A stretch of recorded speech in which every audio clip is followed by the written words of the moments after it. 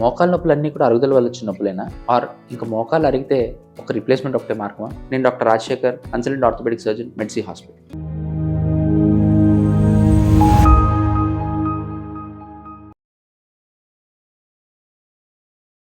మోకాలు అనేది తొడ ఎముక, కాలెముక, మోకాలు చిప్ప అనే ఎముకలతో దాని చుట్టూ కొల్లేటర్ లెగమెంట్స్ అని, క్రూషియేట్ లెగమెంట్స్ అని, మెనిస్కై అని ఇలాంటి కండరాలతో కలిపి ఫామ్ అవుతుంది.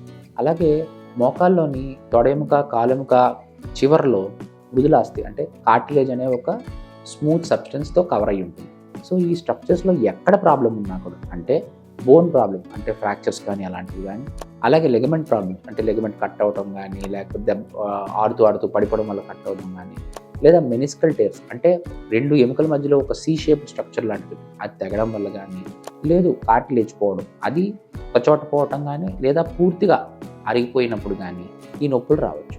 సో అన్ని నొప్పులు అనేవి ఒక్క అరుగుదల నొప్పనో లేకపోతే ప్రతి నొప్పికి మనం ఏదో సర్జరీ చేసేయాలని ఉంది. సో మీకున్న కారణాన్ని బట్టి, అది ఉన్న స్టేజ్ని బట్టి, అది ఎంత పాడైంది అనే దాన్ని బట్టి మన ట్రీట్మెంట్ ఆప్షన్స్ ఉంటాయి. అవి కొన్నిసార్లు మందులతో సెట్ అవుతాయి, కొన్నిసార్లు ఫిజియోథెరపీ ఎక్సర్సైజ్తో సెట్ అవుతాయి, కొన్నిసార్లు లోపల ఇంజెక్షన్స్ ఇవ్వడంతో సెట్ అవుతాయి, కొన్నిసార్లు సర్జరీ చేసుకోవడం వల్ల కూడా సెట్ అవుతాయి.